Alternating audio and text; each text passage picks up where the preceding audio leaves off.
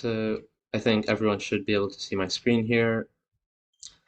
The topic for today is international relations motions.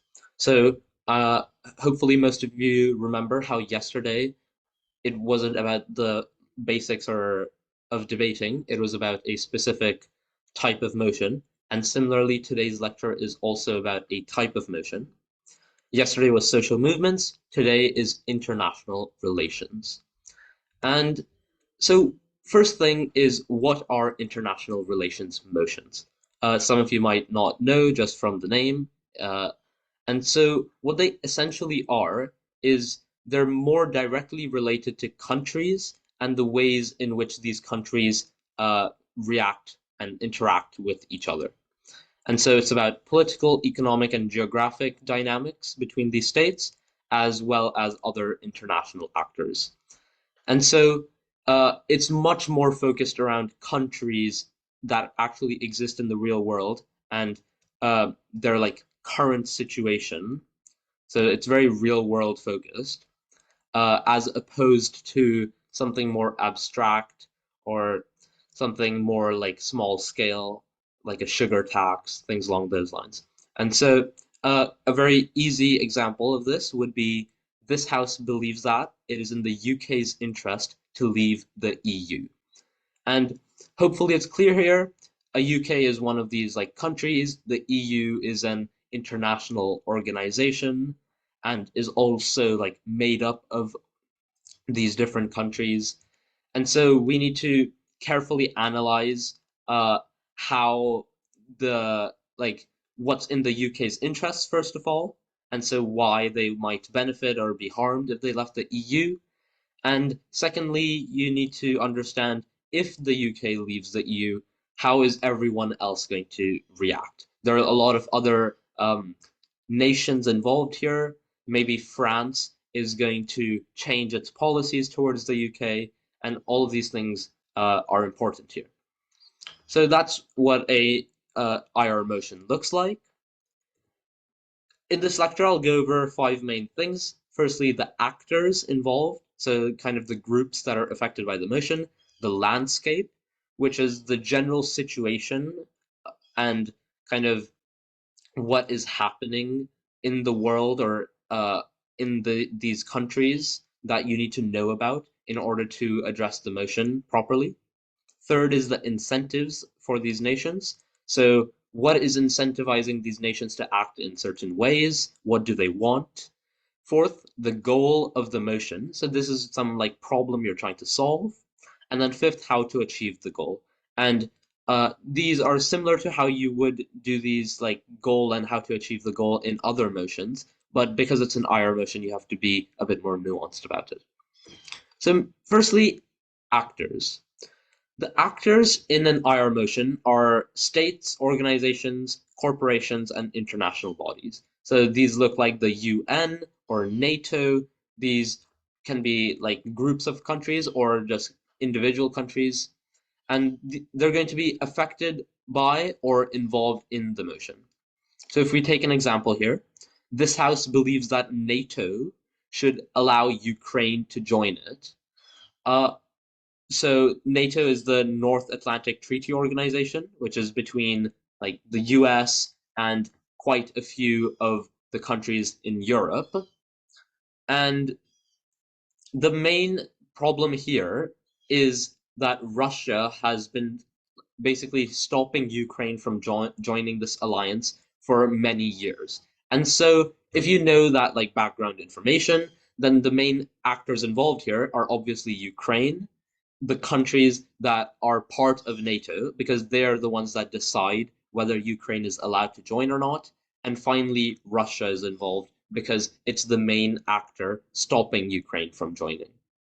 Or because basically what they've been doing is having internal pressure within Ukraine to make sure that they don't join. So hopefully that makes sense that those are the main actors. Another thing to remember when you think about the actors, especially for IR motions, because now you're dealing with large groups such as the UN and NATO, which are a bit harder to like deal with. what's important is to remember that there are real individual people behind these actors. And so they're going to have their own biases, and they're going to have people they want to appease or people they want to attack. And so when you think of the UN or the EU, these are not like homogeneous bodies that have a singular goal that everyone who is a member is working towards. That's not the case. Instead, you have to remember that the EU is composed of multiple different nations, and some nations are going to have more power, nations like France or Germany, and they're going to have certain political aims which they're trying to uh, push forward. On the other hand, smaller nations are probably going to have less influence. And so when you think about how is the EU going to act, what you really need to think about is how are France and Germany going to act, and how much of an influence will they be able to have on the EU for the EU to act in the same way. And so you need to make sure, and basically the point here is you're able to create more nuanced arguments if you realize that there are real people behind these actors or like individual countries behind these international organizations.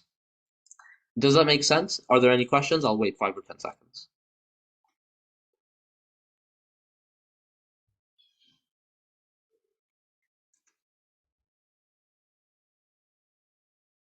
Okay, so that's actors. Moving on to landscape.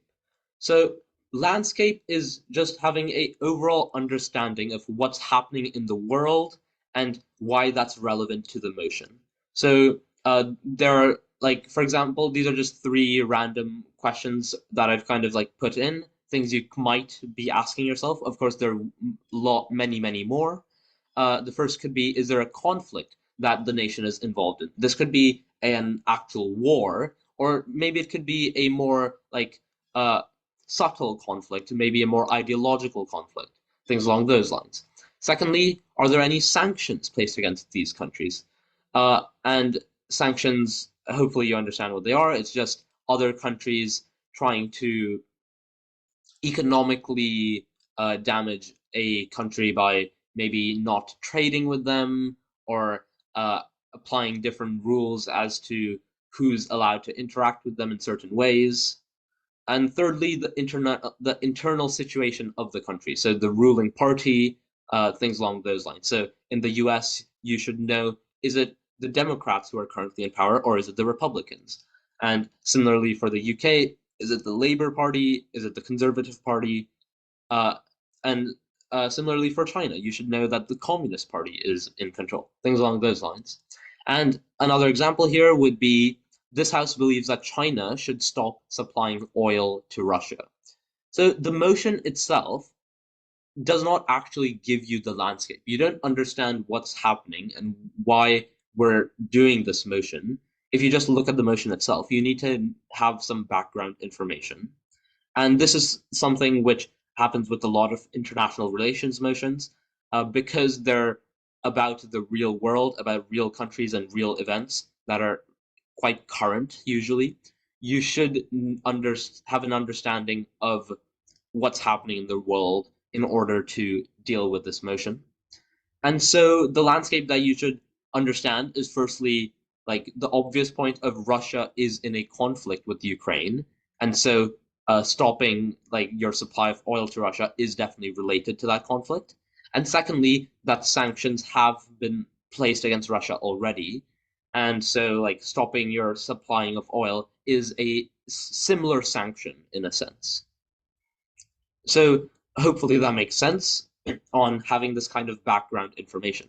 Another piece of information you probably want to have is which nations are allied together. So, for example, in the UN, the Security Council has 5 permanent members: the US, the UK, France, China, and Russia. And so you probably want to know that in many situations, there's this Western bloc of countries, the US, the UK, and France, who ally with each other on policies. And then there's the Eastern bloc of China and Russia, who often ally together in response to the Western bloc. And so there are these kind of two different groups within the UN Security Council, which are in a sense, always in conflict with each other. Uh, and so that's the kind of like allyship that you should understand. Another example might be a motion about Syria. If you were talking about, oh, maybe the US should um, like completely break diplomatic relations with Syria, then a piece of background information that you should have about allies is that Syria is an ally with Russia. And so Russia is constantly supplying weapons to Syria, and that's going to be quite an important piece of information in dealing with the debate and how the US might think about that or like react to that. Uh, and finally, why is this important? And the reason why is relatively straightforward. It just helps you understand what you're dealing with. If you think of the first motion of like this house believes that China should stop supplying oil to Russia, if you don't even know that Russia is in a conflict with Ukraine, then uh, like there's basically no way you can even debate the motion because it's quite difficult to understand why China would even be doing this in the first place um, if you don't realize that there's a war going on, right? And similarly, if you don't understand who is allied with who, then it's much more difficult to figure out how nations are going to react, who's going to help out another nation, who's going to help out or like not help. And you're probably going to miss out some pretty big points and pretty big parts of the motion uh, if you don't realize that there are other countries involved who have not been directly mentioned in the wording of the motion. Does that make sense? Any questions?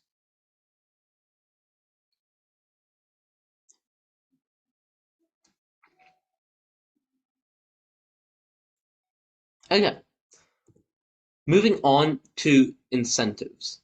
So, what we need to understand is what do these different countries or actors wish to do, and what are their primary geopolitical goals?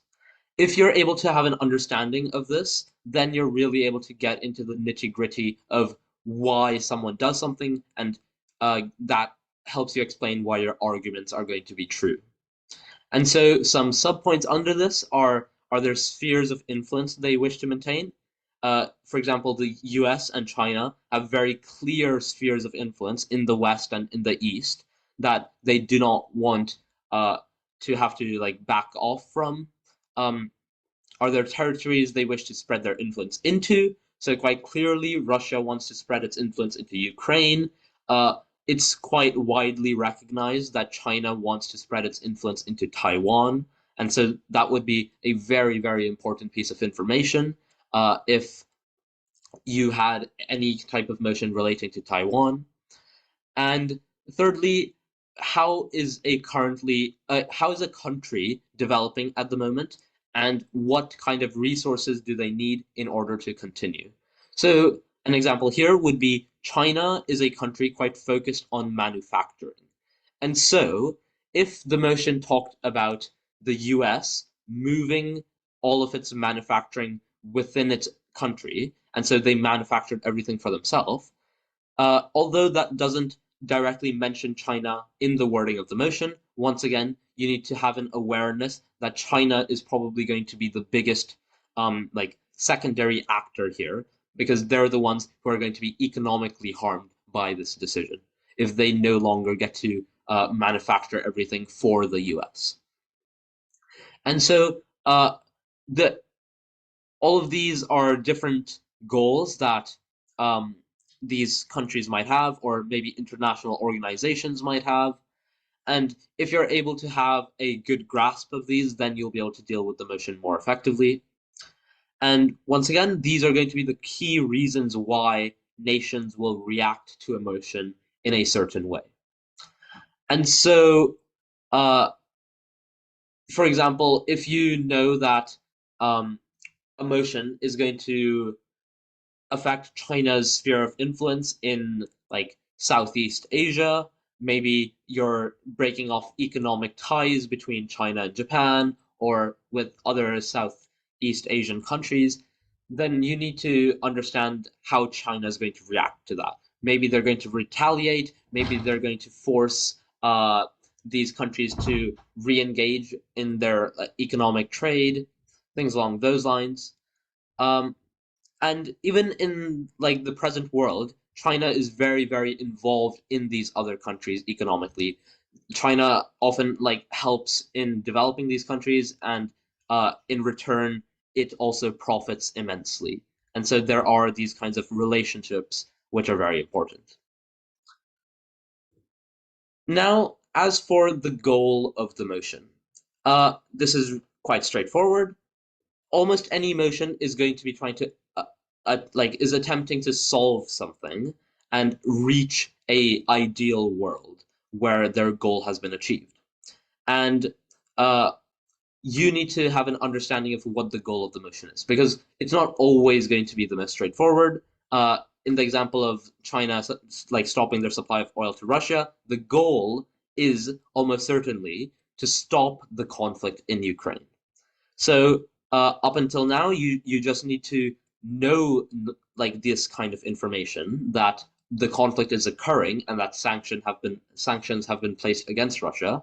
To figure out the goal of the mission, you need to like analyze this information to a slightly deeper depth, um, so that you are actually able to come to your conclusion of, oh, the goal is to stop the conflict. In some cases, it's more straightforward. In other cases, you'll have to really think about it in order to figure out what the goal of the motion is.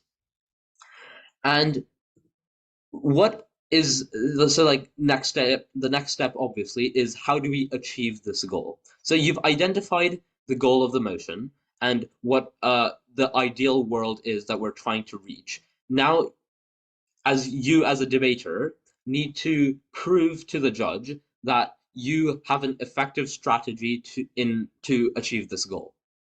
And so everything we've talked about up until now, things like the actors, the landscape, the incentives, this is all like kind of background information or stuff you think about on the spot. But like all of this information, if you put that along with the goal you've just identified, that is the framework of the debate. And the framework is kind of the rules of the world that you're working under. So, in other words, maybe instead of just a free world where any argument works, you're now working in a world where uh, China wants to improve its manufacturing. You're working in a world where the US does not want any communist influence in like North America. Those are like different landscapes and incentives that you are now working with, which create this framework. And with this framework in mind, you now need to identify the easiest path to achieving the goal you have in mind, of what is the goal this motion is trying to achieve. And so once you have all of this stuff ready, you now go on to this 5-step process. Uh, Firstly is, what is the problem you're trying to solve? That's very similar to like the goal in essence. So for example, the problem is the war in Ukraine, and that's what the goal is to solve it.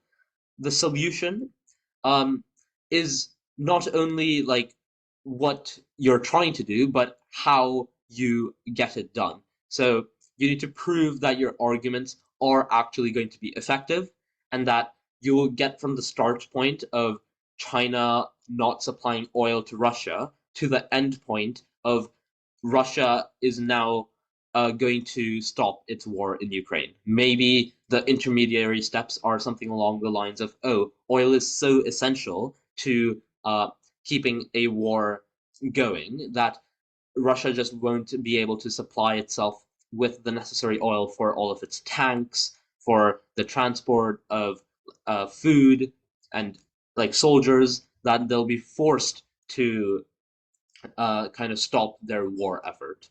Now, maybe that gets rebutted, but that's just one way to go about it. So that's the solution. Thirdly is uniqueness. And so what you need to prove is China stopping its supply of oil to Russia is the only solution to stopping the war in Ukraine. Of course, this is relatively difficult to prove, but it's still possible. You just need to show that China is such a key factor here that if they keep supporting Russia, then it's impossible to stop the war.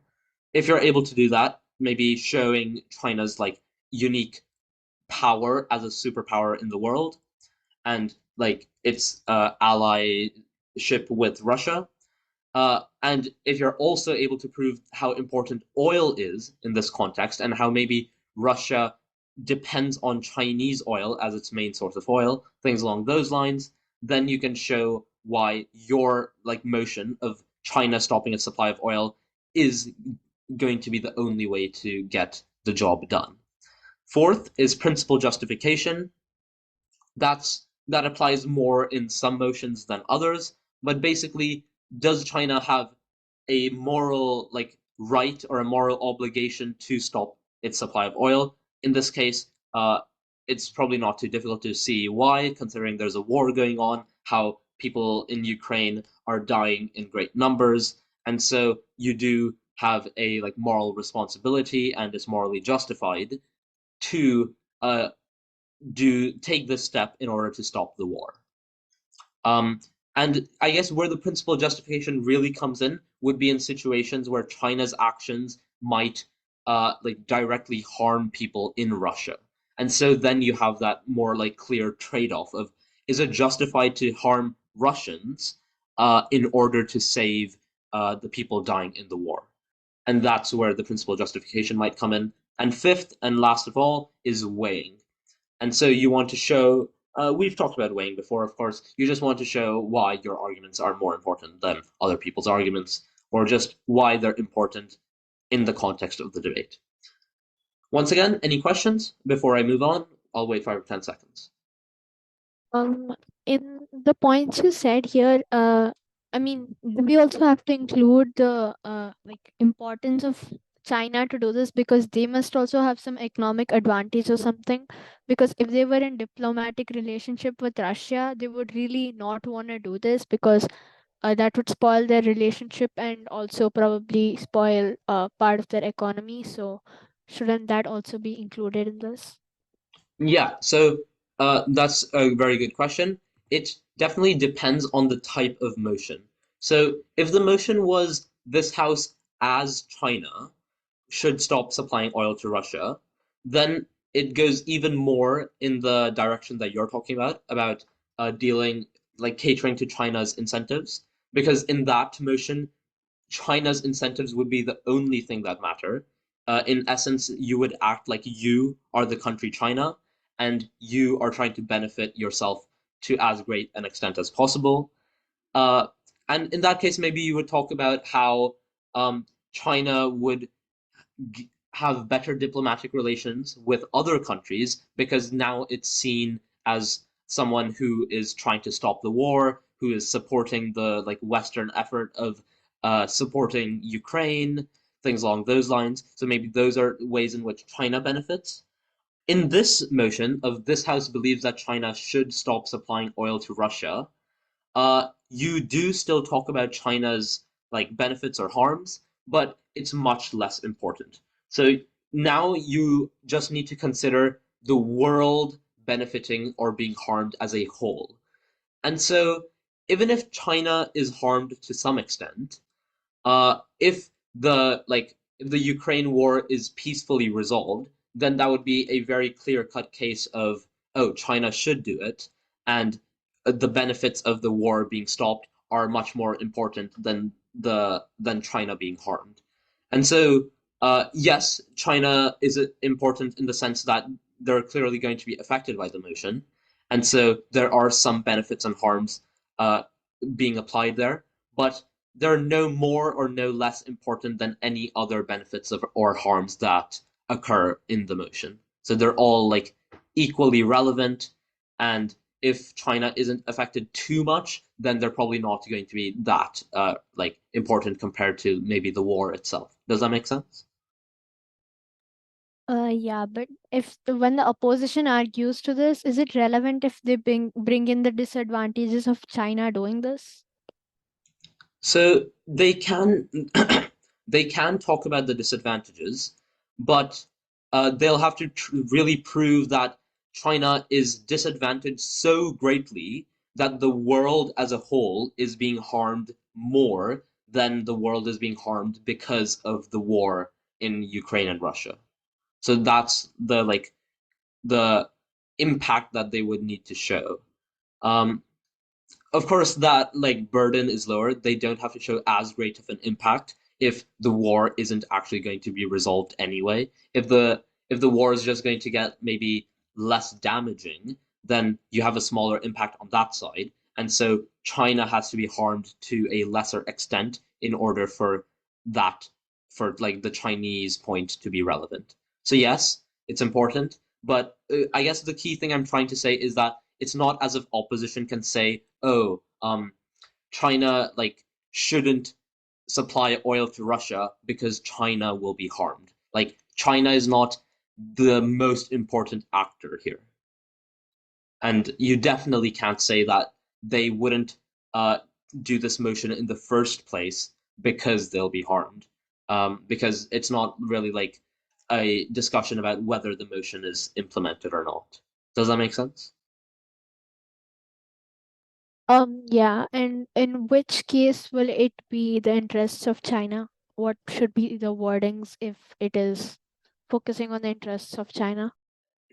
If it was like really about China, then it would be this house as China. So this house as the country China should would stop supplying oil to Russia.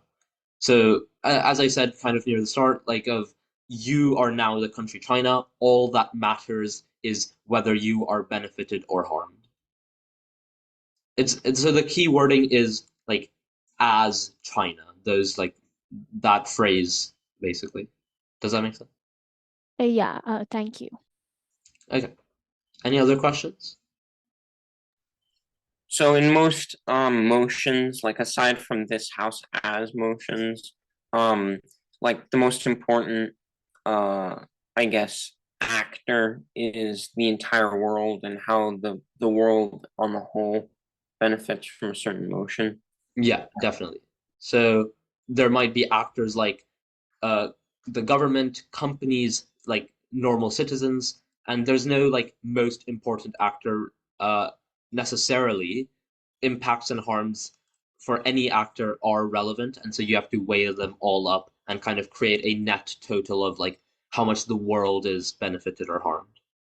However, you can try arguing that some actors are more important.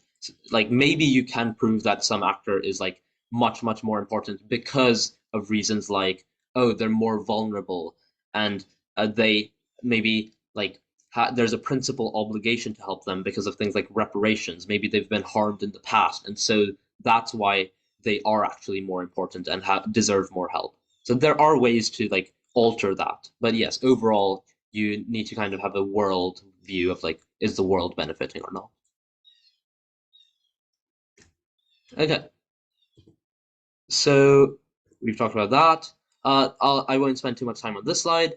Basically, I'm what the point of the slide is just to tell you that to achieve your goal, you need to think of your argumentation as if it's a story. So when the motion is put in place, that's kind of where the story starts, of maybe China stopping its supply of oil.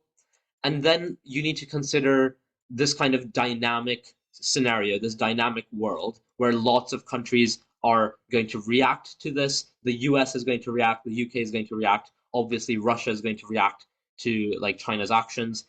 Ukraine is going to react. China's allies in Southeast Asia who continue to support Russia are going to react to this motion. And so you have to consider all of these different factors and see how the story unfolds from that point onwards. So which like countries is China going to have stronger ties with after this point? Where are ties going to like be weaker or break off completely? And all of those things. So it's basically going step by step. You have that like initial point in the story, and now you have to think through step by step what is going to happen in this like world where we've just taken this like huge drastic action, and all of these countries are going to react to it. and you'll be able to think through, oh, this is going to be the end point. This is how the story unfolds, and we are able to reach the intended ideal like world where our goal is achieved. Hopefully that makes sense. And here's the end of the lecture. This is just how to improve at IR motions. It's quite simple, honestly. The biggest suggestion is to read the news. And that's going to be really helpful. I'm sure throughout this lecture, you've probably like begun to understand that IR motions specifically do require more previous background knowledge compared to most other motions. You actually need to have an understanding of what's happening in the world, what conflicts are occurring, what tensions exist between different countries, and even if you're and like keeping up to date with the most recent news is also very important. In the majority of cases, I would say, if an IR motion does appear, it's going to be something that's relatively like modern or recent in terms of it's like a really hot topic that everyone's talking about. And so keeping up to the most like recent news is very helpful. I've put some links here: The Economist, CNN, BBC. I think The Economist is a like really good news source. So yeah, that's all really. Like reading the news, like just to kind of look at this overview section, uh, understanding which actors are involved, that will be, you'll have a better understanding of that if you read the news. Landscape, that's probably the most obvious area where the news is important. That really tells you things like the political situation within the country, the allies that are currently helping the country, things along those lines. And then incentives as well. The news will help, although maybe not to as great of an extent. You want to have other pieces of knowledge for incentives as well, like maybe more things about like historical actions that these nations have taken and how that reveals what the nation's incentives are. But yeah, hopefully that makes sense. That's the end of the lecture. If there are any questions, feel free to ask them. But yeah. So how I feel like for most of the lecture you sort of talked about how to go about an IR motion from like I guess from the point of proposition. I mean, is there any particular way in like from the opposition's standpoint, are they still trying to reach the same goal as the opposition, but from a different way? I mean, like Very good question. Yeah. So in some cases, that might be the case. That's the same goal, but a different path. But uh, a lot of the time, they might have a different goal, and they'll try to prove that their goal is the right goal. And that like you'll have better outcomes if that's what you're aiming for. And it's very possible that like the two sides are aiming in completely different directions. They have a different idea of what an ideal world looks like, and then you'll have to prove why your like ideal world is better as well. So it definitely varies. I think like here, I think both sides would like have the goal of like stopping the conflict in Ukraine. For a different example, um,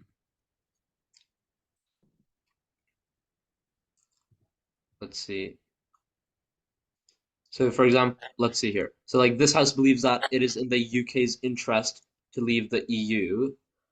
Uh, Here, the two sides are probably going to have different goals. So, one side is going to have like is going to probably talk about this ideal world where the UK is no longer like restrained by the EU, and how that's such a great like thing.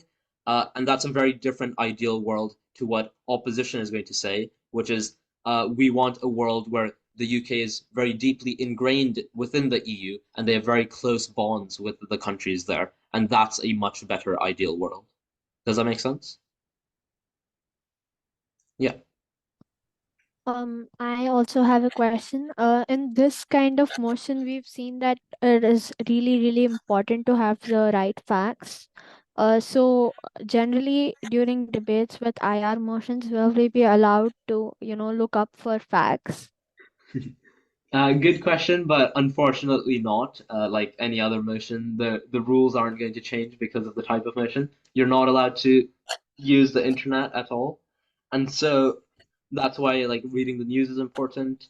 And a lot of the time, there is information you probably know about the topic. You just need to have a structured way of recalling that information and being able to use it effectively.